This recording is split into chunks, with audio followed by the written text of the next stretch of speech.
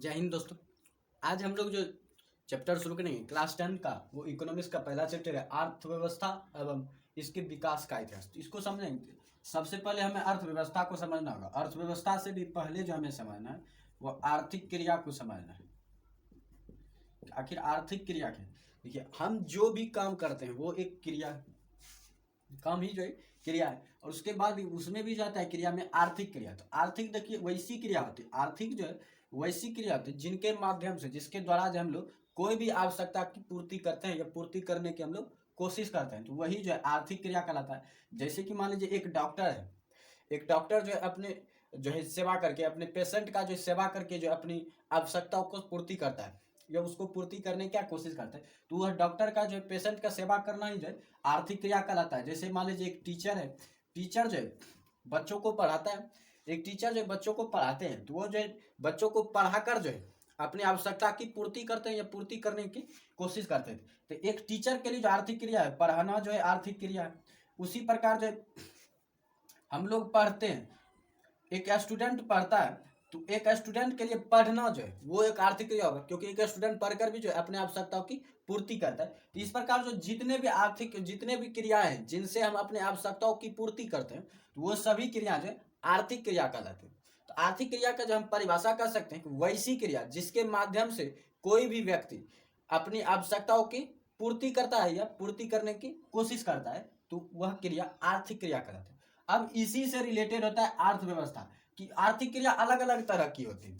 तो अलग अलग चीजों को जो है, अलग अलग चीजों को एक साथ बांधने के लिए जो एक व्यवस्था की जरूरत होती है, तभी जाकर जो है वो सुचारू रूप से चल सकता है। जैसे हमारा देश है या कोई भी देश है, वो एक नियम में बना होता है, संविधान में बना होता है। जैसे हमारा देश संविधान में बना हुआ है, कानून में बना हुआ है, तो उसी प्रकार जो कोई भी चीज को चलाने के लिए जो एक व्यवस्था की जरूरत होती है, वो भी विभिन्न विभिन्न चीजों को। तो आर्थिक क्रिया जो अलग अलग तरीकों की होती है, तो उसको जो चलाने के लिए जो एक व्यवस्था की जरूरत होती है, तो विभिन्न आर्थिक क्रियाओं को चलाने के लिए जो अर्थव्यवस्था की जरूरत होती है।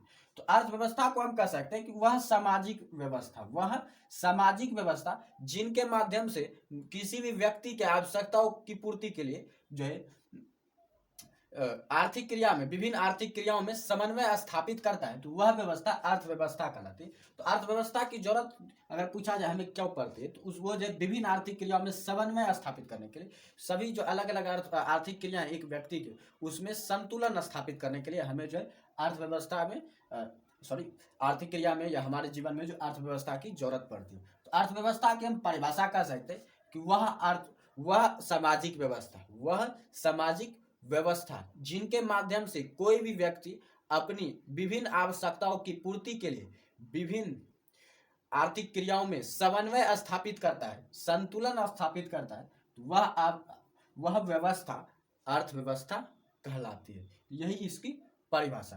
तो ये जो है विभिन्न आर्थिक क्रिया, मान लीजिए एक टीचर है, उसके लिए सिर्फ पढ़ाना ही जो है, एक टीचर के लिए जो पढ़ाना ही उसकी आर्थिक क्रिया नहीं, बल्कि उसकी अलग भी क्रिया है। सबसे पहला तो देखिए, उसे जो अपनी आवश्यकताओं की पूर्ति करने के लिए उसे पढ़ाना पड़ता है, उसके बाद पढ़ाने से उसे कुछ आय प्राप्त होता है।